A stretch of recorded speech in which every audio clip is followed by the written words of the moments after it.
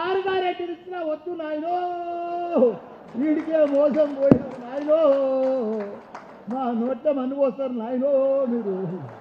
మా కేసీఆర్ ఉండగా మంచిగా టకా టకా గల గల టింగు టింగు పైసలు పడి, టింగు లేదు టాంగు లేదు. కాబట్టి వాళ్ళకి మొత్తం అర్థమైపోయింది. భారీ మెజార్టీ తోటి ప్రతి ఎలక్షన్ మేము దాన్ని గెలిపించుకునే బాధ్యత నాదే.